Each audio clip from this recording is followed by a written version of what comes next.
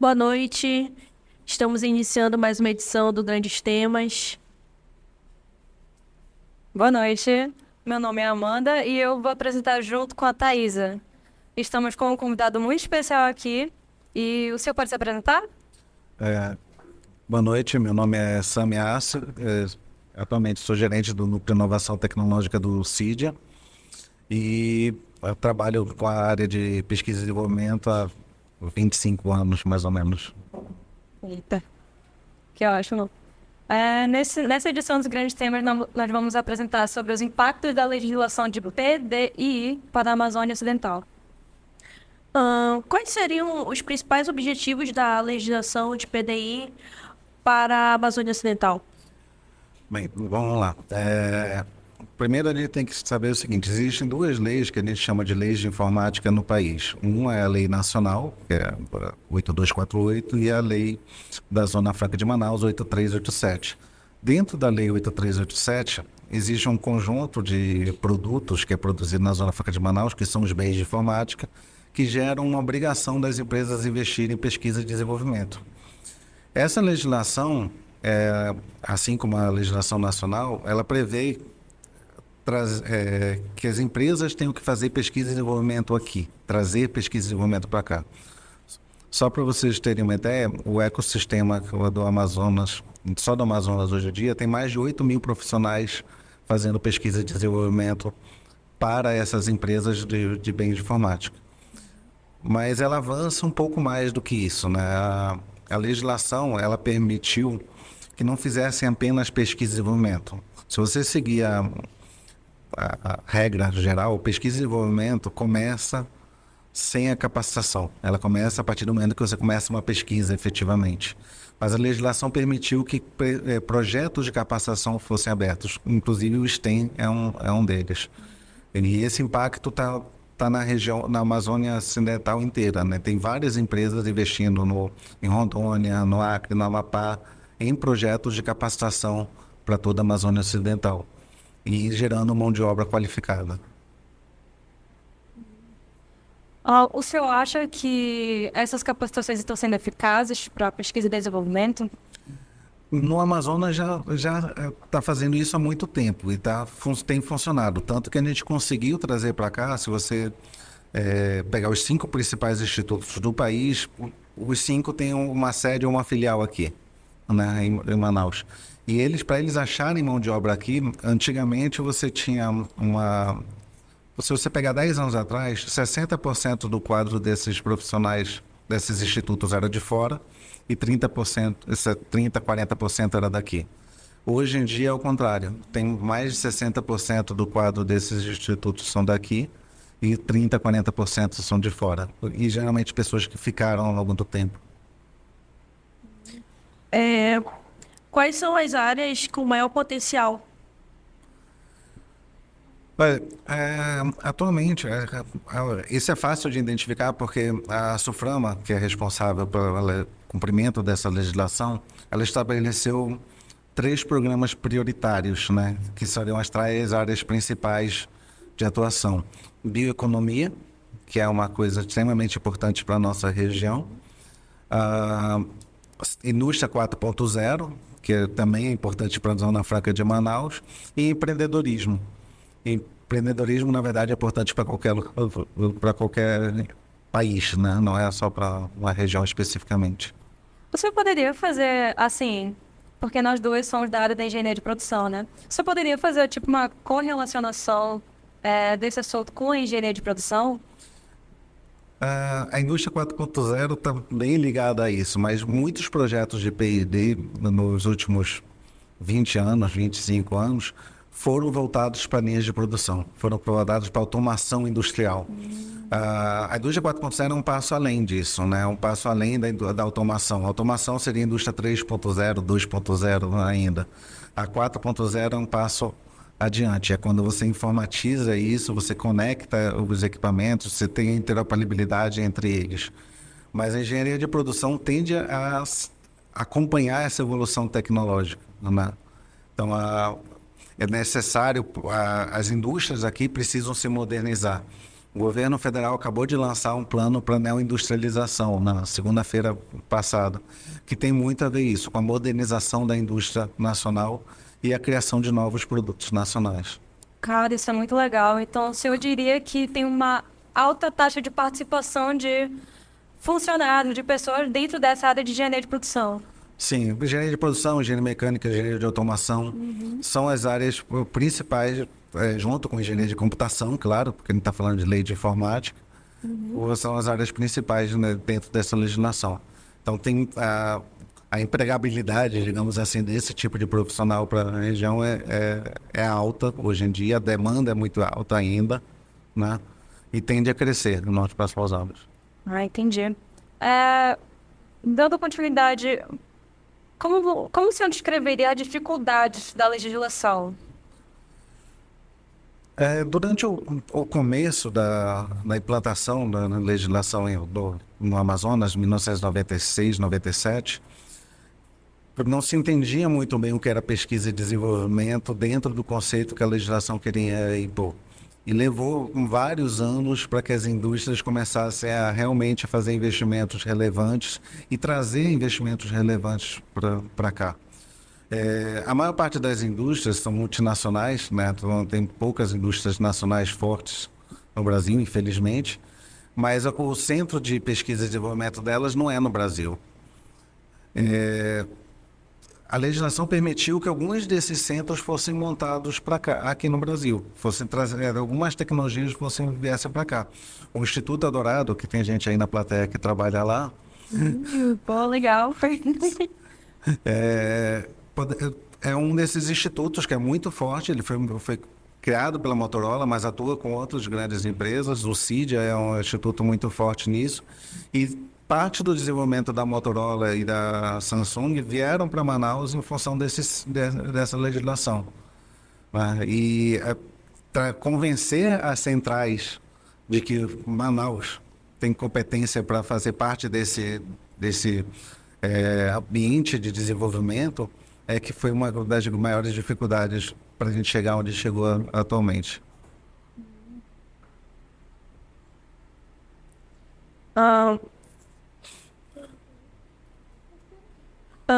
Como essas empresas, essas instituições afins, elas podem garantir que os investimentos sejam direcionados para esse ramo? Tá, na verdade é o seguinte, as empresas, elas escolhem os projetos que elas têm interesse, né? Elas normalmente escolhem os projetos, as ideias que elas têm interesse, e a Sulframa avalia se aquele projeto pode ser elegível como pesquisa e desenvolvimento ou não. A maior preocupação, na verdade, da empresa não é garantir o tipo de projeto, porque é ela que escolhe, né? É garantir que aquele projeto não vai dar problema para ela junto à Sulframa ou ao órgão federal, garantir que ele é elegível. E para isso ela tem que entender as regras do que é considerado pesquisa e desenvolvimento pela Sulframa e poder fazer projetos dentro dessa linha, né? Um projeto de pesquisa e desenvolvimento, basicamente, tem que atender 5 critérios, né? Eu sempre repito isso. Ele tem que ter incerteza, tem que ter trabalho criativo, tem que ter trabalho sistemático, tem que ter novidade, tem que gerar um novo conhecimento e tem que ter um trabalho sistemático, ou seja, você tem que partir de passos para chegar nele. E ser reproduzível, né? Não adianta você criar um projeto que você não consiga reproduzir depois, ele não é considerado P&D. Foi uma sorte de você chegar naquele final, tá? Então as empresas se preocupam com isso, a Sulframa avalia isso, né? Agora, as ICTs públicas, principalmente, elas têm o hábito de propor projetos delas, né? Coisas que são de interesse dela, e tem se aberto espaço nos últimos anos para que esse tipo de investimento também, que as empresas colocam dinheiro para gerar produtos ou pesquisas que sejam de interesse público, né? Principalmente na área de bioeconomia. Além dos critérios que são exigidos, né? Que tipo de projetos são mais bem avaliados, assim, o senhor diria? Bem, Quando a legislação começou a ser empregada, a maioria, o 90% dos projetos era de software, né? Eram software de todos os tipos possíveis.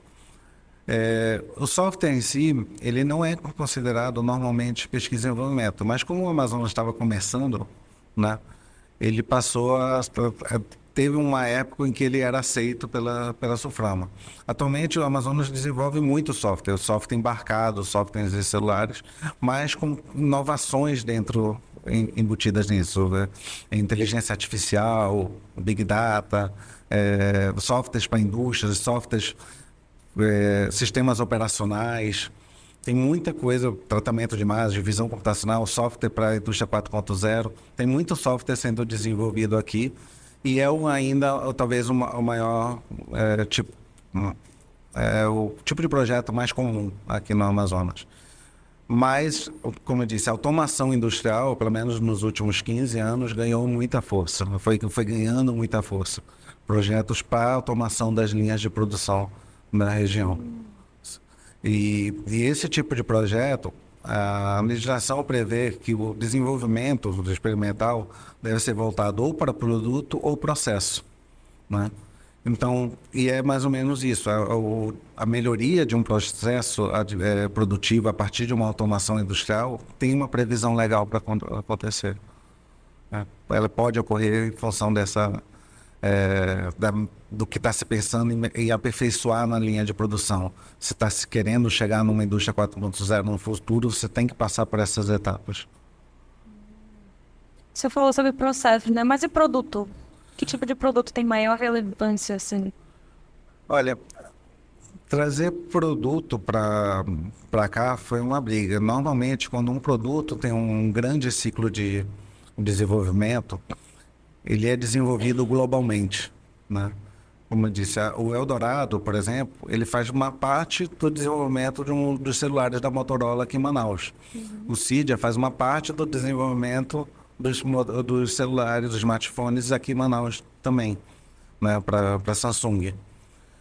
E essa parte do desenvolvimento é um desenvolvimento de produto. Apesar de ser uma parte, é uma parte dentro de uma estratégia global da empresa. Mas aqui mesmo na UEA tem projetos de parte de produtos que são encapsulados dentro de produtos maiores. Por exemplo, tem produtos projetos do Hub de inovação ali que vão dentro dos ATMs, né?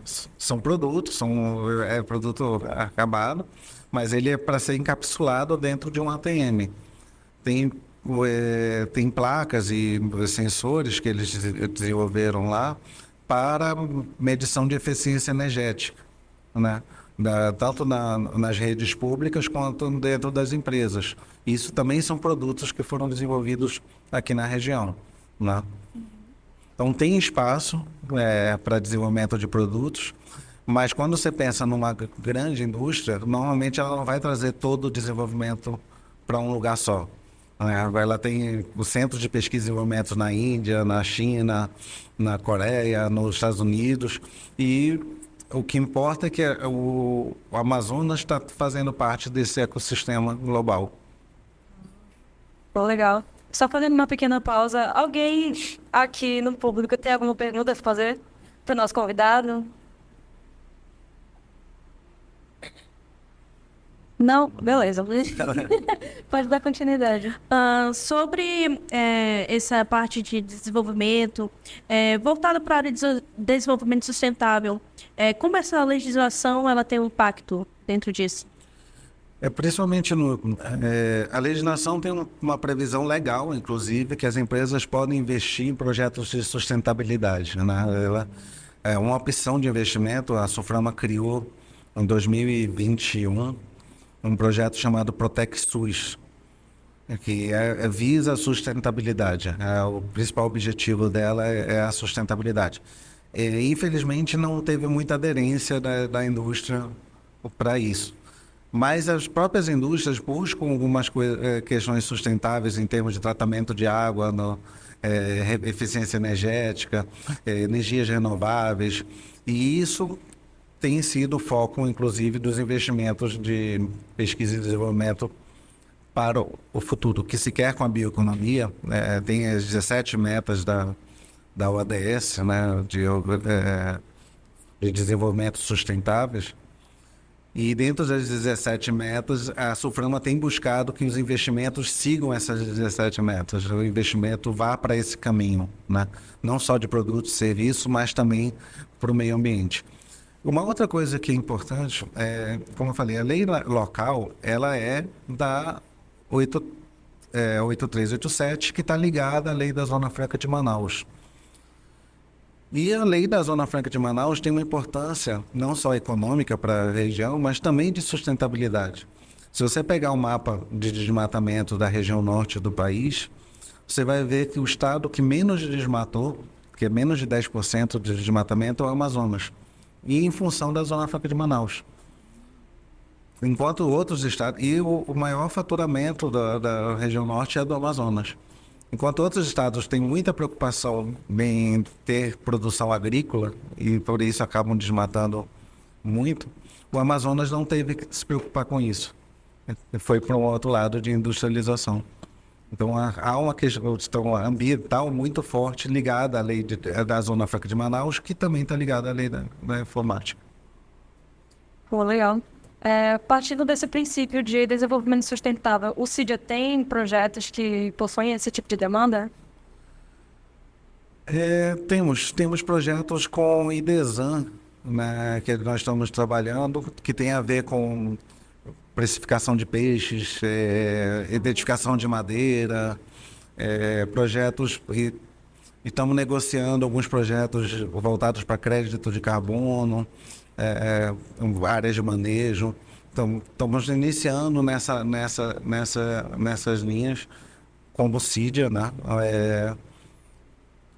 Procurando parceiros dentro das universidades e dentro e patrocinando investidores para isso. Pô, entendi. É bem interessante saber sobre isso, porque o CIDIA, ele é uma empresa que foca bastante na parte tecnológica da coisa, certo?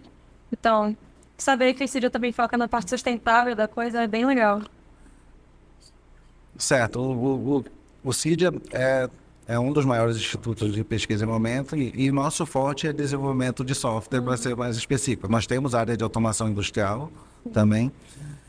Trabalhamos muito com software embarcado para qualquer tipo de dispositivo, mas estamos querendo usar esse nosso conhecimento tecnológico para projetos de sustentabilidade e de bioeconomia. Esse é um plano muito mais forte, inclusive, para 2024. A gente quer avançar muito nisso. Entendi. Enfim, em sua opinião, quais são as áreas de PDI com maior potencial de impacto aqui na Amazônia?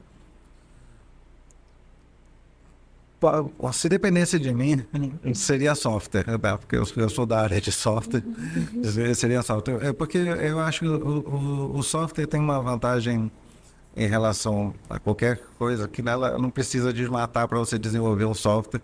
Você consegue treinar uma pessoa no interior para desenvolver um joguinho facilmente. Essa pessoa no interior pode ficar lá na cidade dela e publicar o software dela e vender para o mundo inteiro, né? Uma loja do Google Play ou do Apple Store, ela pode vender o software dela para qualquer lugar do mundo. Então é uma área que eu acho muito importante para a região, o desenvolvimento do software. Mas tem projetos de bioeconomia que também são importantes para a região. O governo federal está querendo investir muito nisso a partir de 2024. Que é tentar mudar um pouco a matriz econômica da região para algo que o Amazonas, a Amazônia Ocidental inteira possa fornecer como produtos da região, regionais. Assim, o senhor acabou de falar sobre capacitações, né? De pessoas do interior. Vocês aparecem isso? O CIDIA em si, não. A legislação, sim. A legislação abriu, como eu disse, em toda a Amazônia Ocidental tem algum curso sendo financiado por por uma empresa de informática aqui de Manaus. Quando vocês têm pessoas do interior que trabalham para vocês ou alguma coisa assim? A gente tem uma unidade em Porto Velho atualmente. Aqui a UEA, por exemplo, ela tem uma unidade em Parintins, ela tem unidades acho que são 11 cidades do interior, se eu não me engano, e o IFAM tem 15 e a UFAM tem uns mais 7. Eu não estou lembrando de cabeça todos os números, mas é por aí. Deve ter, no mínimo, mais de 30 unidades de camping no interior dessas universidades, né, que são as 3 principais daqui. Essas 3, elas estão lá muito em função também do que se desenvolveu aqui. Tem investimentos de empresas em Parintins, tem investimento de empresas em Itacoatiara, tem investimento nessas universidades, inclusive com projetos fortes de capacitação. Foi criado em Parintins um curso de design, né, técnico em design dentro da UEA de Parintins. Tem um prédio gigantesco lá que acabou de ser inaugurado ano passado, né? E a ideia é não tentar trazer essas pessoas para cá ou trabalhar aqui, mas é gerar um desenvolvimento local, né? Gerar competências locais, né? E aí a UEA ela se sustenta também em função da indústria. Todas as indústrias da Zona Franca de Manaus têm um percentual que elas recolhem só para a UEA. Percentual pequeno, 0,5%, 1%, não é muito alto, mas se você pegar somar isso aí de todas as indústrias, sustenta uma universidade tão grande quanto essa aqui, que talvez seja o maior multicamp do país. Qual seria a sua dica para o pessoal que está nos acompanhando, que está aqui na plateia como aluno, de iniciar nesse PDI, né? Projetos e tudo mais? Vocês já fazem parte. Sim, a maioria faz parte. Vocês que já estão aqui já fazem parte disso. Você se capacitando bem, assim, o mercado, como eu disse, está muito aquecido e tende a ficar mais aquecido no próximo ano. Existe um déficit, principalmente na área de TI, de mais de 500 mil vagas disponíveis só no país, né? Então, são números muito grandes e a indústria 4.0 é algo que vocês, principalmente em engenharia de produção, olharia com bastante carinho nos próximos anos. Acho que ele tinha uma pergunta. Mais uma continuação. Meu nome é Igor. É uma continuação da pergunta dela. Por que é importante um estudante daqui da Escola de Tecnologia saber sobre a legislação? Principalmente, assim, o projeto STEM, ele está sendo financiado por essa legislação, tá? Então, você entender de onde está vindo esse recurso, eu acho que, no mínimo, é interessante você ver isso. E segundo, porque existe muita boato, muita gente que fala sem conhecer bem a legislação e deprecia o que aconteceu nesses últimos 25 anos, né? A gente teve impactos consideráveis, como eu disse. Aqui no Amazonas tem mais de 8 mil vagas diretas sendo geradas por P&D. Então, provavelmente, você tem uma oportunidade de trabalho saindo daqui em um desses institutos, quase garantido, né? Se você se formar bem, você vai ter um trabalho em um desses institutos, em uma dessas vagas que estão abertas. Cada real investido, tem uma pesquisa da Deloitte que fala que cada real investido em P&D gera R$29 na economia. É um número bem alto isso, é um número considerável. Então, entender isso, né? Você pensa, por exemplo, o Cydia fica do lado de um shopping. Se você for almoçar naquele shopping lá, tu vai ver um monte de gente com crachá. Eu vejo todo dia. Um monte de gente com crachá do Cydia, movimentando aquela economia, né? São quase 900 pessoas descendo todo dia lá para almoçar. Fica maneiro. Também. Então, assim, movimenta a economia. Eu acho importante os alunos entenderem o que é pesquisa e desenvolvimento. entenderem o que a legislação de informática está trazendo, até para poder, quando alguém chegar e falar, não tem resultados da legislação, você fala, não, peraí, eu sou o resultado dessa legislação, eu faço parte disso, né? Tem coisa boa saindo daqui.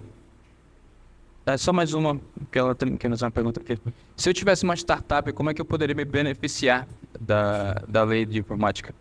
Bem, tem uma pessoa aqui que é a nossa coordenadora do Manaus Tech Hub. Eu sou gerente do Manaus Tech Hub, que é uma aceleradora do CIDIA, né? E a gente tem o propósito justamente de gerar startups na região a partir desse ano. Então, eu diria, procure a gente. Mas tem outras aceleradoras além da gente.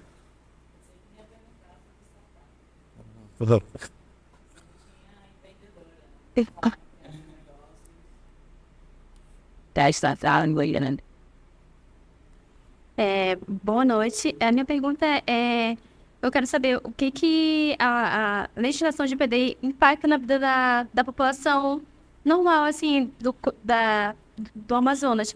Se eles têm algumas vantagens e eles não sabem. Como eu disse, assim, só em você se formar... esse projeto STEM, ele nasceu... Por quê? Porque a maior parte das pessoas não se formava. Elas entravam numa faculdade e não se formavam. No segundo ano, desistiam da formação. E assim como nasceu o projeto STEM, nasceu o projeto Super na UFAM, nasceu o projeto Aranauá no IFAM, e o do interior, que eu esqueci o nome agora. Mas tem outros projetos aqui também, o EFESTO, que também era executado aqui.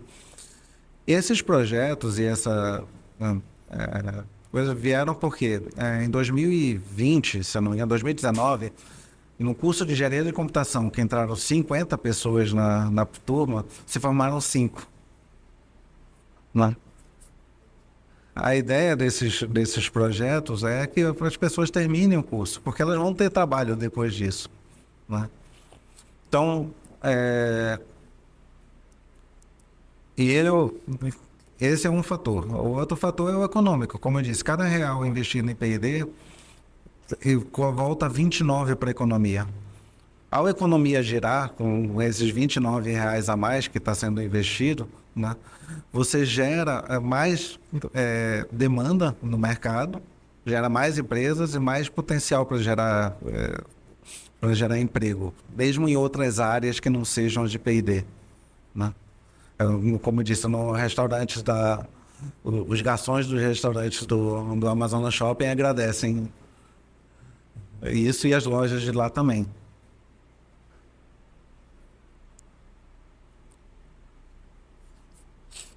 Alguém tem mais uma pergunta?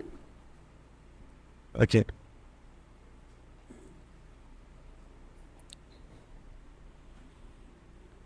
Boa noite. O senhor estava falando... Tá ligado? Tá ligado. O senhor estava falando da conexão do CIDIA com o IDESAN. Quais são os desafios para amadurecer essa conexão e quais são as perspectivas para o longo prazo, em termos de 4 anos? Né? Que o IDESAN ainda vai ficar um tempinho aí, né, como coordenador de bioeconomia. Como vai ser essa interação no decorrer? Sim. O principal desafio para a gente, né, que não somos uma empresa de tecnologia, é encontrarmos um parceiro na área de bioeconomia.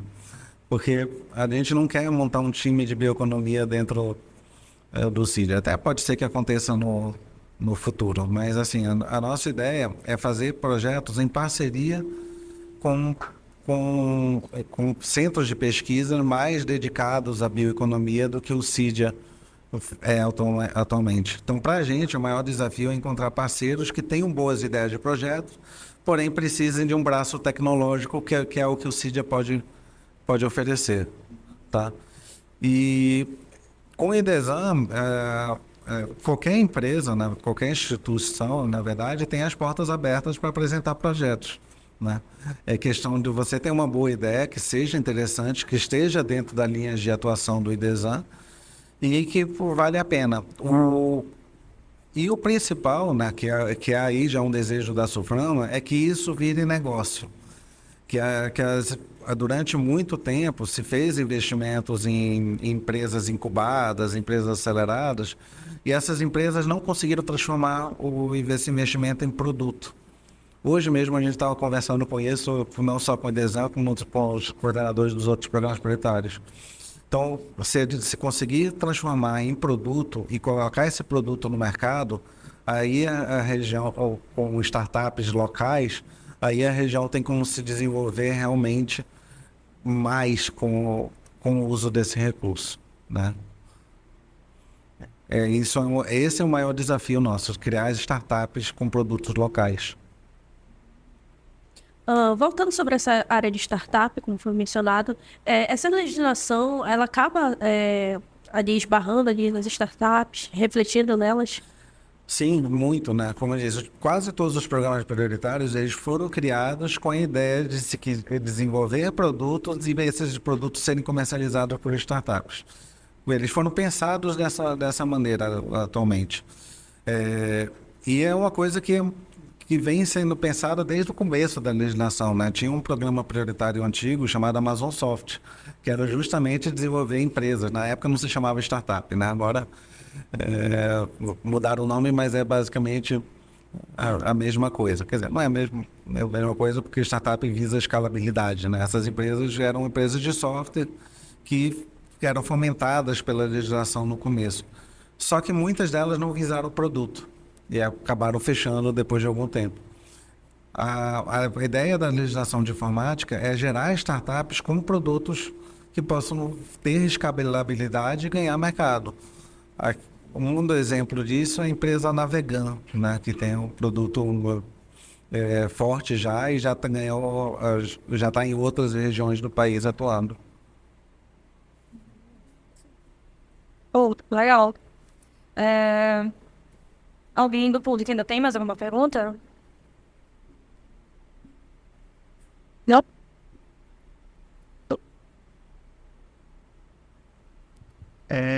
Eu estava querendo perguntar sobre o senhor mesmo. Eu vou mudar um pouco de assunto, né? Eu vi que você é gerente ali. Eu quero saber como o senhor chegou nesse cargo no Cydia. Bem, eu tenho uma trajetória na lei de informática de 25 anos, mais ou menos, né? Eu sou desenvolvedor de software, trabalho com informática há quase... Vamos deixar a idade para lá, mas há bastante tempo. Vou deixar para lá, mas já faz muito tempo que eu trabalho com informática. Entrei nessa área de P&D em função de fazer desenvolvimento para a lei de informática. Eu trabalhei num projeto que criou o software que a Suframa utilizava para prestação de contas e com isso eu acabei aprendendo o que é pesquisa e desenvolvimento. A partir daí eu comecei a atuar não só como desenvolvedor de software, mas também como consultor para empresas e institutos. Até 3 anos atrás, quase 3 anos atrás, eu trabalhava numa consultoria aqui em Manaus, muito forte, e fui chamado para o Cydia como especialista, né? Para ser um especialista nessa área da lei de informática. Chegando lá, houve uma reorganização estrutural, me passaram para ser gerente de uma área. O meu nível de especialista já era o mesmo nível de gerente, só para entender. Existe aquele negócio de carreira Y, né, que você pode seguir uma área técnica ou área de liderança. Eu até preferia ter continuado lá só como especialista, dá menos dor de cabeça. Mas me passaram para gerenciamento e desde 2021 eu tenho atuado como gerente dentro do Cydia. Atualmente eu gerencio 4 áreas, na verdade, do Cydia. Sou gerente do Manaus Tech Hub, gerente de novos negócios, de relações institucionais e do núcleo de inovação tecnológica. Sobre a oportunidade, o senhor acabou de mencionar esse Manaus Tech Hub, de que se trata? É a aceleradora do Cydia, é a aceleradora de empresas do Cydia. Atualmente ela está lá no Torquato Tapajós, a Bárbara, que está ali, é a coordenadora do Manaus Tech Hub. A gente atua principalmente em fomentar, a gente tem alguns programas, né, que é onde a gente tenta ligar a indústria com startups e programas de criação de startups, né, também. de geração de startups. Que a gente está tentando fazer parceria com as universidades para ver se saem ideias das universidades para a gente poder acelerar. Ainda falando sobre a Manaus Tech Hub, né? O Cydia, né? Ele trabalha com empresas juniores também? Não, atualmente não. O conceito de empresa júnior é muito interno das universidades em algumas áreas bem específicas, né? Então, a gente não tem trabalho com isso nesse momento. Nada impede que a gente venha a ter no futuro, se surgir alguma ideia de projetos que a gente acha interessante incentivar. Tá? Tá bom, entendi. Muito obrigada. Tá bom. Então, já podemos encerrar. Então, antes de encerrarmos, vocês ainda têm alguma pergunta para o nosso convidado?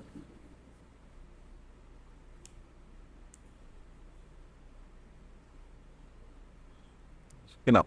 Não? Tá bom, então acho que a gente já pode encerrar essa edição dos Grandes Temas com um convidado super especial do Cydia, né?